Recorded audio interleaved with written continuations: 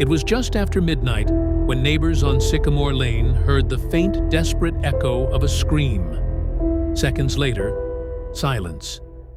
By morning, the quiet New England town of Ashford would wake to a nightmare. Emily Hayes, a beloved schoolteacher, had vanished without a trace. Emily Hayes, 29, was the kind of person people remembered for her warmth.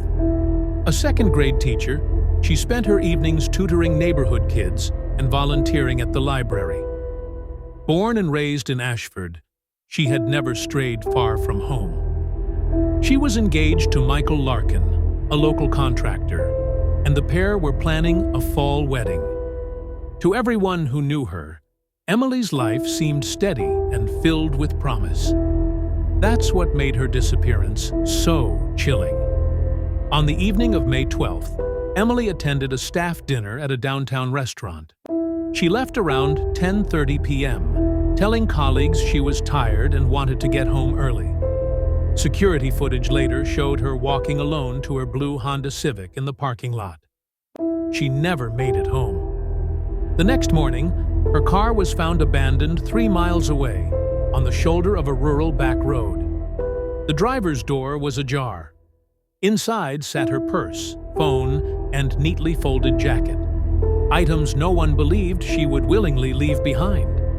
The only sign of struggle, a single torn earring lying in the gravel. Detective Sarah Monroe led the case. From the start, the questions piled up. Who had intercepted Emily between the restaurant and her home? And why? The fiancé, Michael, was the obvious first suspect. He told detectives he was home asleep, unaware Emily never arrived. But his alibi had cracks. Neighbors didn't recall seeing his truck in the driveway that night, and phone records showed his cell pinged near the area where Emily's car was found. Still, nothing directly tied him to the crime.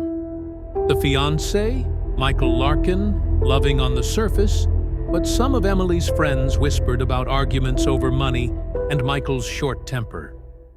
The co-worker, Daniel Reeve, a fellow teacher who had shown unusual interest in Emily. Colleagues recalled him lingering after hours in her classroom.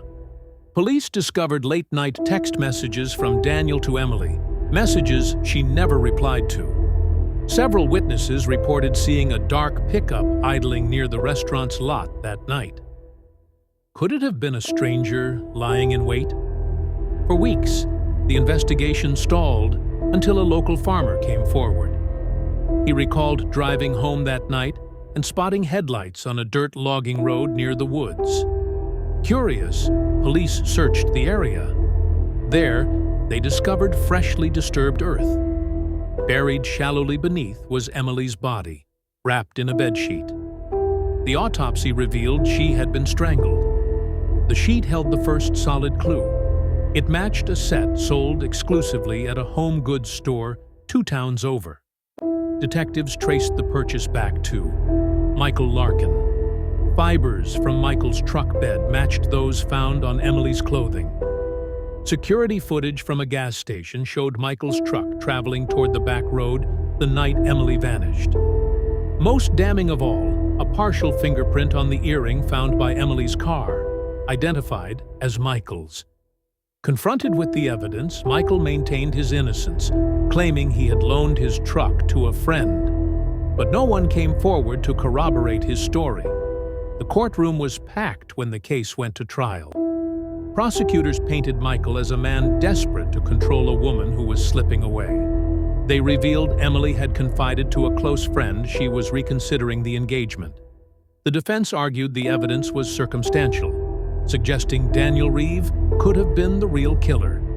But with DNA, fibers, and fingerprint all pointing to Michael, the jury deliberated only 8 hours before returning a guilty verdict. Michael Larkin was sentenced to life in prison without parole. For Ashford, the case left scars. People locked their doors earlier, checked in on neighbors more often, and whispered about how evil can sometimes hide in plain sight. As for Emily, her students still placed flowers at her grave every May, remembering the teacher who had once told them, "Kindness is the one thing you can always give away and still keep."